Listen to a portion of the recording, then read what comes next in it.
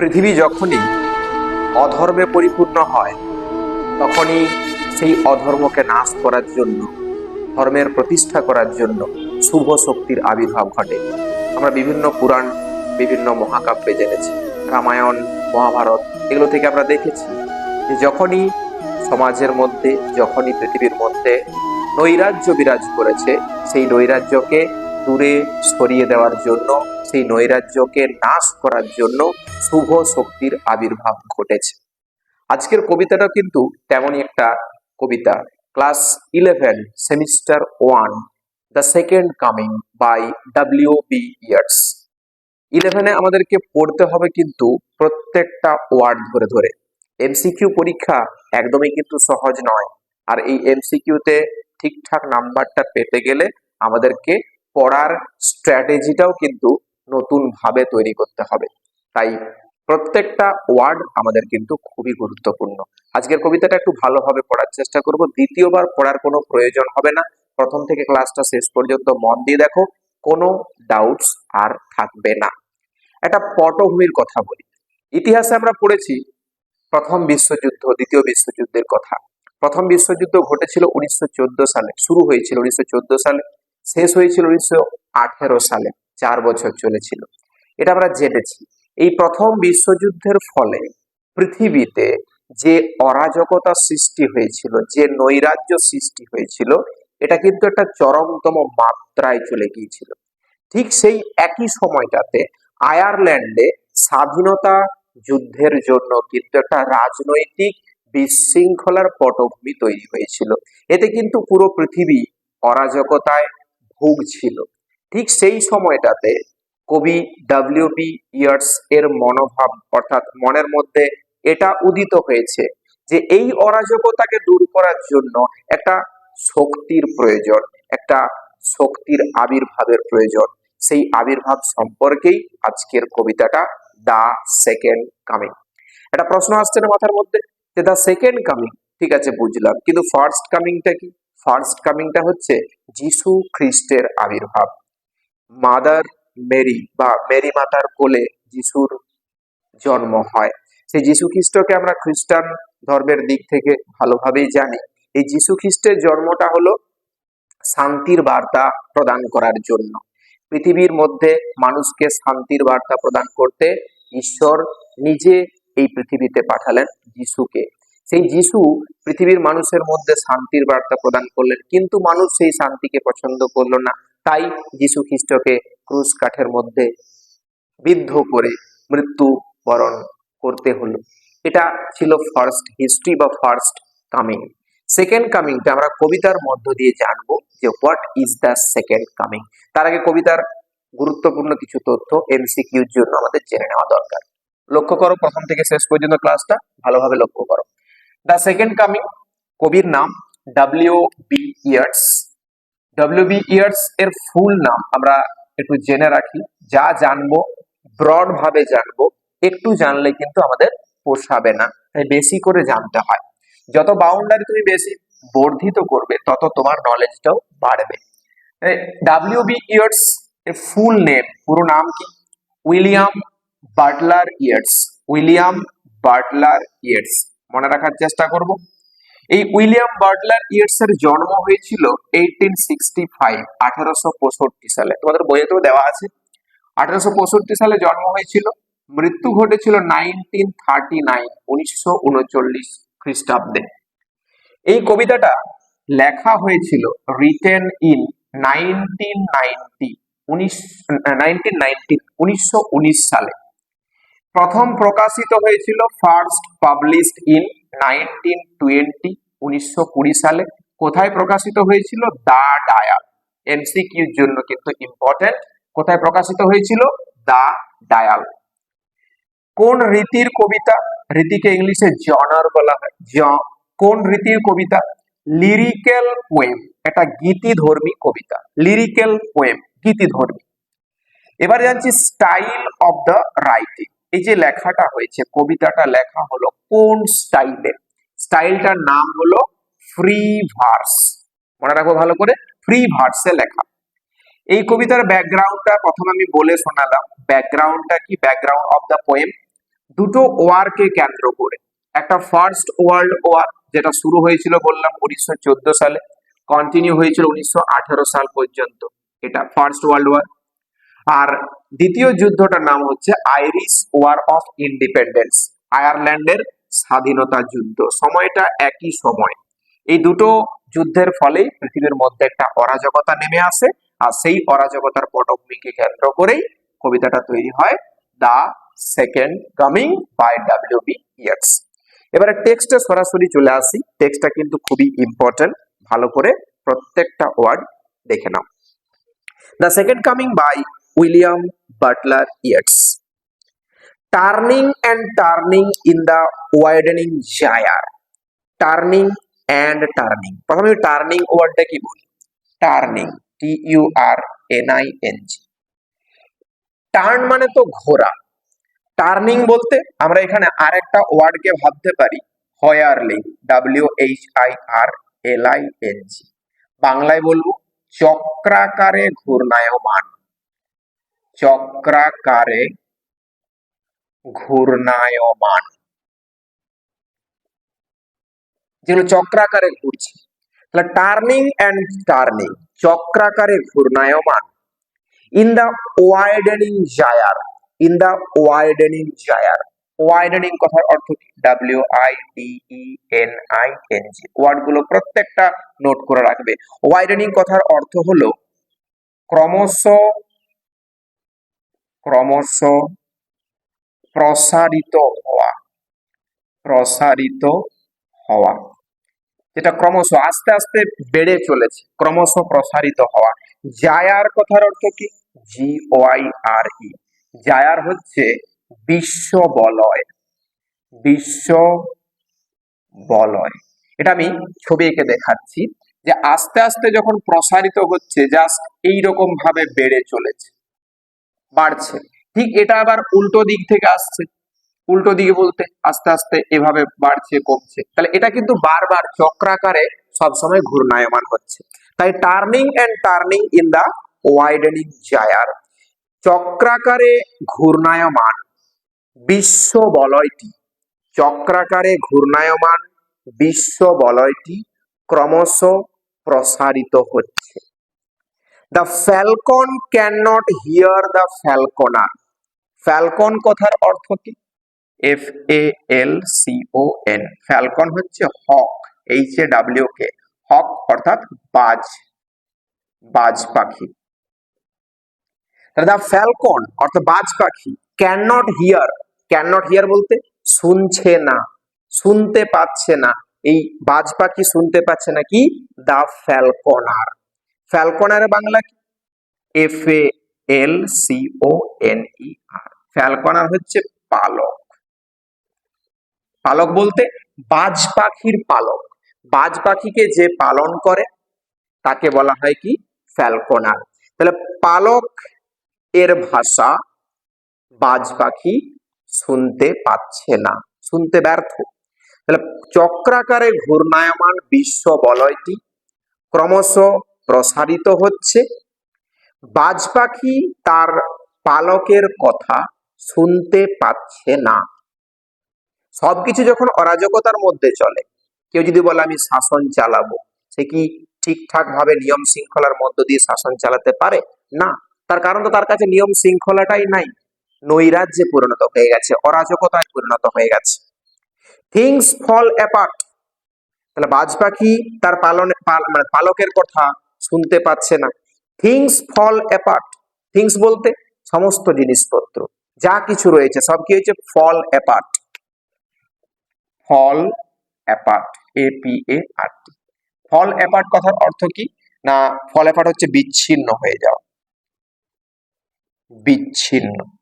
চারিপাশে ছড়িয়ে পড়েছে, থিংস ফল অ্যাপার্ট, সবই যেন বিচ্ছিন্ন হয়ে গেছে।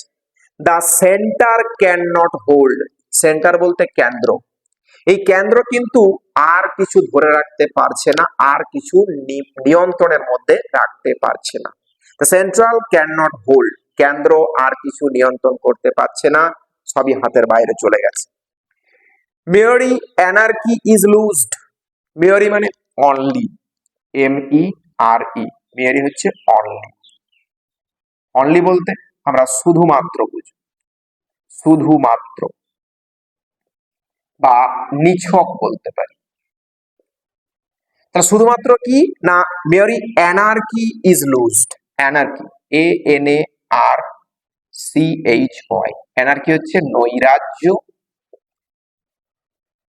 নৈরাজ্য বা অরাজকতা, অরাজকতা। তাহলে মেরি অ্যানার্কি ইজ লুজড, লুজড কথার অর্থ কি, এখানে ইজ লুজড বলেছে, LOOSED, ওয়ার্ডগুলোকে এমন ভাবে তৈরি করো যেমন নিজে পড়লেই নিজের থেকে মানেটা করতে পারবে। ইজ লুজ হচ্ছে নেমে পড়া, নেমে পড়া। তাহলে নিছক অরাজকতা নেমে পড়েছে পুরো পৃথিবীর মধ্যে। মেরি অ্যানার্কি ইজ লুজড আপন দা ওয়ার্ল্ড, বলা যাচ্ছে বিশ্ব জুড়ে, পৃথিবী জুড়ে কেবলমাত্র অরাজকতা দেখা যাচ্ছে। The blood dimmed tide, blood dimmed, BLOOD, blood, DIMMED, blood dimmed কথার অর্থ ঘোলাটে রক্ত, ঘোলাটে রক্ত। টাইড কথার অর্থ কি, TIDE, জোয়ার, জোয়ার। তাহলে ঘোলাটে রক্তের জোয়ার, ব্লাড ডিমড টাইড ইজ লুজড, কি হয়েছে, ইজ লুজড ঘনিয়ে পড়েছে। চারিদিকে দেখা যাচ্ছে কি, যে ঘোলাটে রক্তের জোয়ার। অরাজকতার মধ্যে যে যার নিজস্ব ক্ষমতাটাকে কাজে লাগাবে, এখানে খুন হবেই, কেউ নিজস্ব ইচ্ছায় খুন করতে শুরু করবে, কোনো কিছুই আর নিয়ন্ত্রণে থাকবে না। দ্য ব্লাড ডিম টাইড ইজ লুজড, ঘোলাটে রক্তের বন্যা ঘনিয়ে পড়েছে, শুরু হয়েছে। অ্যান্ড এভরিহোয়ার, আর প্রত্যেকটা জায়গাতে, the ceremony of innocence, ceremony মানে উদযাপন, সেরিমনি কথার অর্থ সেলিব্রেশন, উদযাপন, অফ ইনোসেন্স, ইনোসেন্স হচ্ছে সারল্য বা সরলতা বা নিষ্পাপতা, এই সরলতার উদযাপন সব জায়গাতে কি হয়ে গেছে, ইজ ড্রাউন্ড, DROWNED, অবহেলিত, অবহেলিত। সব জায়গাতে সরলতার উদযাপন অবহেলিত হচ্ছে। The best lack all conviction, the best মানে সবচেয়ে ভালো যারা, উত্তম গোছের ব্যক্তিরা, তাহলে উত্তমেরা কি হয়ে গেছে না, ল্যাক অল কনভিকশন, কনভিকশন কথার অর্থ কি, CONVICTION, কনভিকশন হচ্ছে বিশ্বাস, কনভিকশন কথার অর্থ বিশ্বাস। এখানে ল্যাক বলেছে, বিশ্বাসটা ল্যাক ঘটছে, ল্যাক মানে কি, ঘাটতি, তাই বলছে যেন অবিশ্বাসের পাত্র হয়ে গেছে, উত্তমেরা অবিশ্বাসের পাত্র হয়েছে। হোয়াইল দা ওর্স্ট, আর যারা অধম আছে, যারা খারাপ, সেই ওর্স্ট অধমেরা কি হয়ে গেছে না, আর ফুল অফ, পরিপূর্ণ, অধমেরা পরিপূর্ণ হয়ে গেছে অফ কিসে, প্যাশিওনেট ইন্টেন্সিটি, প্যাশিওনেট কথার অর্থ কি, PASSIONAT, প্যাশিওনেট হচ্ছে উৎসাহী, উৎসাহী, প্যাশিওনেট, ইন্টেন্সিটি, INTENSITY, ইন্টেন্সিটি মানে হচ্ছে আতিশয্য, আতিশয্য। তাহলে উৎসাহী আতিশয্যে পরিপূর্ণ, ভালোদের কোনো স্থান নেই, যখন অরাজকতা চলে তখন এমনটাই হয়, আমরা মহাভারতে দেখেছি যে ভালোদের কোনো স্থান সেখানে দেওয়া হয় না, সেখানে কি হয়, খারাপকে সেলিব্রেট করা হয়, খারাপকে সিংহাসনে বসানো হয়। The best lack all conviction, উত্তমেরা হয়ে গেছে অবিশ্বাসের পাত্র। While the worst are full of passionate intensity, আর অধমেরা হয়ে গেছে উৎসাহী আতিশয্যে পরিপূর্ণ। এটা হচ্ছে অরাজকতার পটভূমিটা। এবারে এই পটভূমিটা দূর করার জন্য কবি কি কল্পনা করছেন, এটা আমরা পরবর্তী স্ট্যান্জাতে দেখব, ভালো করে দেখো। Surely some revelation is at hand, surely নিশ্চিতভাবে, নিশ্চয়ই বলতে পারি, some revelation is at hand, revelation মানে কি, আত্মপ্রকাশ, আবির্ভাব, কিছুর একটা আবির্ভাব, কিছুর একটা আত্মপ্রকাশ, is at hand, is at hand হচ্ছে আসন্ন, সময়টা এসেছে। যখন এইরকম অরাজকতা সারা বিশ্ব জুড়ে চলছে, এই অরাজকতাকে দূর করার জন্য একজনের আবির্ভাব দরকার, আর মনে হচ্ছে কি surely some revelation is at hand, কোনো কিছুর আত্মপ্রকাশ আসন্ন। Surely the second coming is at hand, প্রথম কামিং যেমন যীশু খ্রিস্টের হয়েছিল, ঠিক তেমনি দ্বিতীয় আগমন second coming is at hand, ওই অনতি দূরে, মানে আর বেশি দূরে নয়, হাতের কাছেই চলে এসেছে।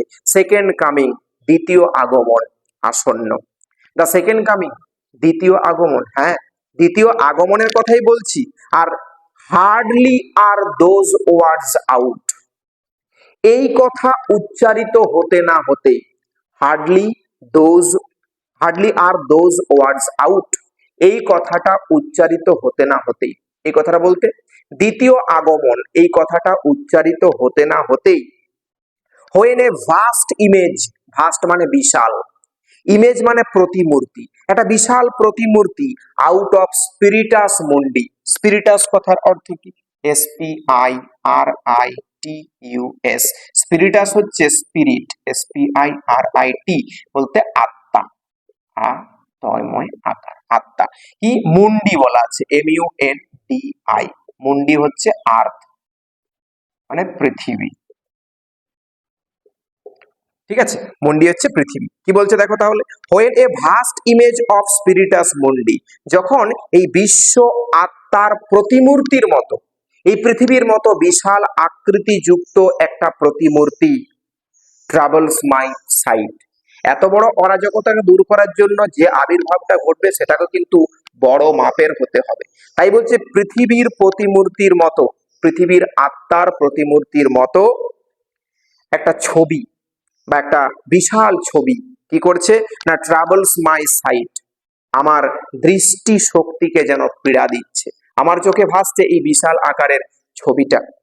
Somewhere in sands of the desert, বালির মাঝে, মরুভূমির বালির মাঝে, somewhere in sands of the desert, desert হচ্ছে মরুভূমি, মরুভূমির বালির মাঝে, এ শেপ, একটা বিশাল আকৃতি, শেপ মানে আকৃতি, একটা বিশাল আকৃতি উইথ লায়ন বডি, যার শরীরটা সিংহের মতো, শরীরটা সিংহের মতো, and the head of a man, আর মাথাটা মানুষের মতো, এমন একটা ছবি যেটা আমার চোখের দৃষ্টিকে পীড়া দিচ্ছে। এটা কেমন ছবি না, মানুষের মাথা আর সিংহের শরীর। এই গেজ, সেই ছবির মধ্যে একটা গেজ আছে, গেজ কথার অর্থ দৃষ্টি, GAZE, গেজ হচ্ছে দৃষ্টি, একটা গেজ, একটা দৃষ্টি, কেমন দৃষ্টি না, ব্ল্যাঙ্ক অ্যান্ড পিটিলেস, এখানে ব্ল্যাঙ্ক কথার অর্থ BLANK, ব্ল্যাঙ্ক হচ্ছে স্থির, ব্ল্যাঙ্ক হচ্ছে স্থির, আর পিটিলেস PITILESS মানে ক্ষমাহীন, ক্ষমাহীন, স্থির এবং ক্ষমাহীন দৃষ্টি। সেটা কার সঙ্গে তুলনা করেছে দেখো, অ্যাজ দ্য সান, সূর্যের জ্বলন্ত রোদের মতো, জ্বলন্ত সূর্যের মতো ক্ষমাহীন স্থির একটা দৃষ্টি তার মধ্যে রয়েছে। কারণ এখানে ক্ষমা করার কিছু নেই, যে অরাজকতা সৃষ্টি করেছে সমূলে বিনাশ প্রয়োজন। Is moving its slow thighs, is moving, এটা এগিয়ে চলেছে, বালির মাঝখানে, মরুভূমির বালির মাঝখানে এই চিত্রটা, এই যে ছবিটা, এই ক্রিয়েচারটা, এটা যেন এগিয়ে চলেছে। ইটস স্লো থাইজ, স্লো বলতে ধীর, থাইজ হচ্ছে পদক্ষেপ, ধীর পদক্ষেপে, থাই মানে জঙ্ঘা, স্লো থাইজ মানে ধীর পদক্ষেপে, ধীর গতিতে এগিয়ে চলেছে। হোয়াইল অল অ্যাবাউট ইট, আর যখন এর চারপাশে, অল অ্যাবাউট ইট হচ্ছে চারপাশে বা চতুর্দিকে, কি হচ্ছে না, রিল শ্যাডোজ, রিল আমরা ওয়ার্ডটার সঙ্গে কিন্তু সবাই পরিচিত, কিন্তু বাংলাটা হয়তো জানি না অনেকে। রিল, রিল কথার অর্থ ঘুরপাক খাওয়া, ঘুরপাক খাওয়া, যখন এর চারপাশে ঘুরপাক খাচ্ছে রিল, শ্যাডোজ ছায়া, কাদের ছায়া না, অফ দ্য ইনডিগনেন্ট ডেজার্ট বার্ড, ইনডিগনেন্ট কথার অর্থ হচ্ছে রুষ্ট, রাগান্বিত, ডেজার্ট হচ্ছে মরুভূমি, বার্ডস হচ্ছে পাখি, রাগান্বিত মরুভূমির সেই পাখিদের ঘুরপাক খাওয়া ছায়াটা দেখতে পাওয়া যাবে। দ্য ডার্কনেস ড্রপস এগেন, আবারও অন্ধকার নেমে আসবে, আবারও অন্ধকার নেমে আসবে।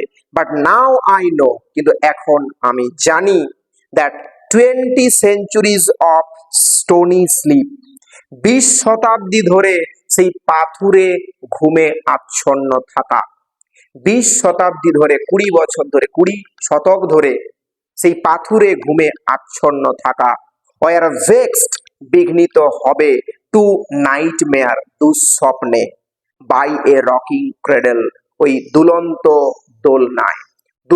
দোলনায় দুঃস্বপ্নে বিঘ্নিত হবেই সেই পাথুরে ঘুম।